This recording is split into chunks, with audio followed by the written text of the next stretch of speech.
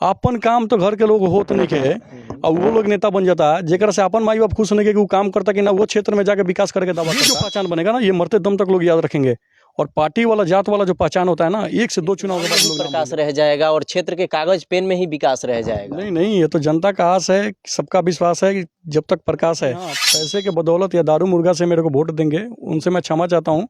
मैं आपके लिए जिला बनाने का काम मेरा प्राथमिकता रहेगा। जिला बनाने का सिवान में एक सिसवन ढाला था, वैसे ही महाराजगंज में जिला बनाने के तमाम कई दशक से ये मुद्दाएं चल रही है, लेकिन जिला साथ महाराजगंज विधानसभा से ताल ठोकने वाले युवा नेता प्रकाश सिंह हैं। प्रकाश सिंह लगातार सोशल मीडिया के माध्यम से अपने आप को जनता के बीच में पहुंचाने का काम कर रहे हैं। इनसे जानेंगे कि आखिरकार इनके मुख्य मुद्दा क्या रहेंगे।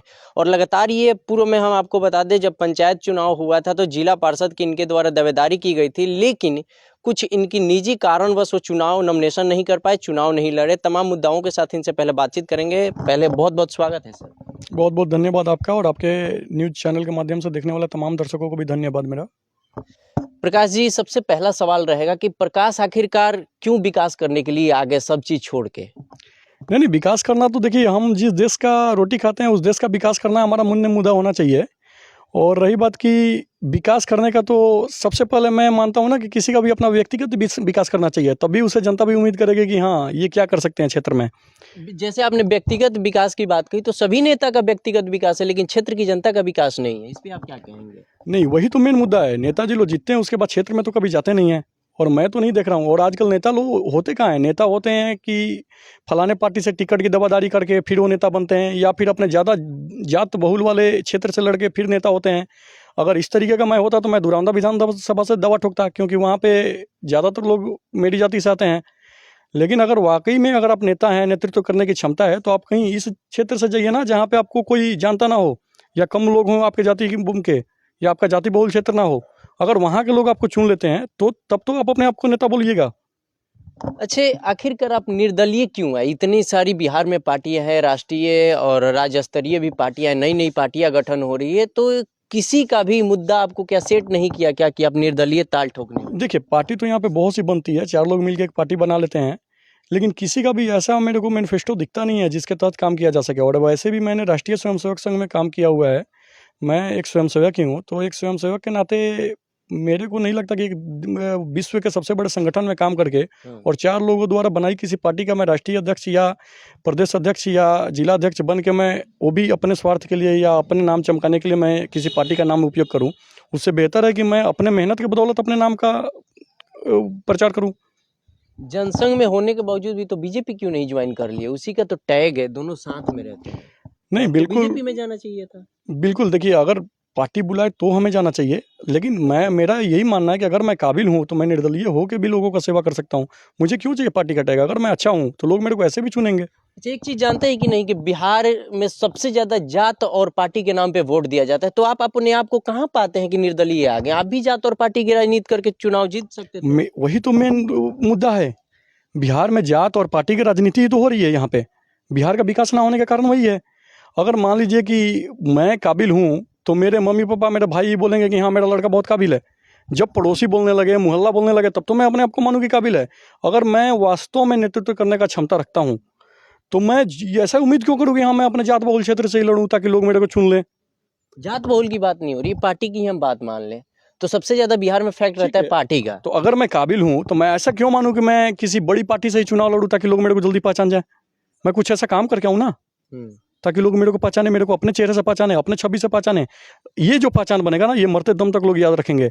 और पार्टी वाला जात वाला जो पहचान होता है ना, 1 से 2 चुनाव के बाद लोग नाम भूल जाते हैं। प्रकाश अगर चुनाव जीत जाते हैं निर्दलीय से, तो क्या विकास करेंगे कि सिर्फ नाम में ही प्रकाश रह जाएगा और क्षेत्र के कागज पेन में ही विकास रह जाएगा? नहीं नहीं, ये तो जनता का आस है, सबका विश्वास है कि जब तक प्रकाश है, प्रकाश निधि के साथ जो काम आएगा वही हो पाएगा।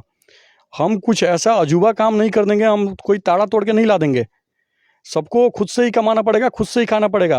काम वही होगा जो होने लायक होगा। अब ये नहीं कि हाँ हम नेता बनाइए, कल से आपको काम नहीं करना पड़ेगा, मैं आपका दुआर आके नहीं बाहर दूंगा, या मैं आपका बैल आके नहीं खिला दूंगा, या आपका गाय नहीं खिला दूंगा। जो काम है वही होगा। अगर मुद्दा पे जनता- मैं आपको रोकना चाहूंगा, रोकना चाहूंगा। आपने कहा दुआर नहीं बहार दूंगा, आपको खेत नहीं आके कोड़ दूंगा, तो मुझे नहीं लगता कि आप सक्सेस हो पाएंगे, क्योंकि यहाँ के नेताजी लोग झूठी मतलब एक तसल्ली दे करके चुनाव जीतने का काम करते हैं, वोट लेने का काम करते हैं। दुहारो बहार दी लो, कपड़ों धो दी लो, तो आप कैसे नेता बनिएगा? मुझे लेकिन तो समझ लेकिन ही नहीं लेकिन आया। लेकिन लेकिन कितना चुनाव है भरना। हाँ। 5 साल तो लोग के अपने बाहर के पड़ी, 5 साल तो लोग के अपने बाहर के पड़े। तो उहे चीज के तो लोग के आँख खोले के बा कि भाई जे ई झूठा दिलासा देवेला कि रुआ हमरा के जीता दी, काल से रुआ अरे बेटा हम ही बनी। कितना लोग जनता के बेटा बन के गइल बा। अपन काम तो घर के लोग होत नहीं के, और वो लोग नेता बन जाता जेकरा से अपन माई बाप खुश नहीं के कि वो काम करता कि ना वो क्षेत्र में जाके विकास करके दावा करता।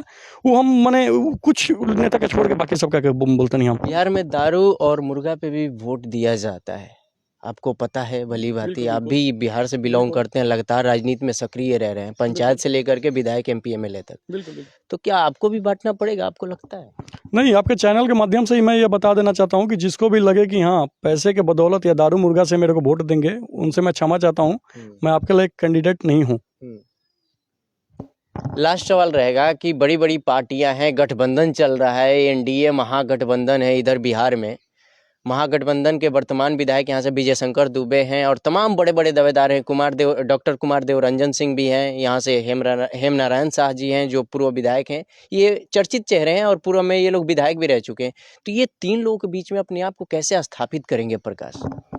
नहीं, देखिए, स्थापित मुझे नहीं करना है, स्थापित तो जनता करेगी। जब मैं जनता के बीच जाऊंगा, जिस भी जनता को मेरा ये बात पसंद आए या जिनको लगे कि हाँ ये कैंडिडेट सही है, ये बात सही कर रहे हैं, तो कहीं ना कहीं जनता मुझे चुनेगी और जनता स्थान देगी। और ऐसा नहीं है कि कोई नेता बड़ा या छोटा नहीं होता, कोई पार्टी भी बड़ी छोटी नहीं होती, सब होते हैं जनता के स्वभाव पे। मैंने कल ही एक पोस्ट डाला था कि जो चुनाव है ना, ये केवल जीतने जिताने का मकसद नहीं है। जिस तरीके के लोग ज़्यादा सक्रिय रहेंगे उस तरीके के लोग चुन लिए जाएंगे। तो ये जनता के ऊपर है कि जनता किस तरीके की सक्रिय। अगर जनता मुर्गा दारू वाला ही ज़्यादा सक्रिय रहेगी तो जाहिर सी बात है उसी तरीके का कोई कैंडिडेट जीत जाएगा जो पैसा फूंक के बहा के जीत जाए। और जनता वाकई अगर काम पे, विकास पे काम करना चाहेगी तो ऑप्शन हूँ मैं। आप ऑप्शन है, अपने आप को मानते हैं? बिल्कुल, मैं किसी का विकल्प नहीं बना चाहता। अच्छा, इसे मैं आपसे जानना चाहता हूँ, सबसे मुख्य आपका उद्देश्य क्या होगा अगर आप चुनाव लड़ रहे हैं और जीत जाते हैं, तो विकास करने के लिए मुख्य को क्या मुद्दाएं रहेंगी? देखिए, मुख्य मुद्दा जो महाराजगंज का अभी ज्वलंत मुद्दा है, अगर 2025 में जनता बागडोर देती है तो महाराजगंज का जिला बनाने का काम मेरा प्राथमिकता रहेगा। जिला बनाने का सिवान में एक सिसवन ढाला था, वैसे ही महाराजगंज में जिला बनाने के तमाम कई दशक से ये मुद्दाएं चल रही है, लेकिन जिला बनता नहीं है।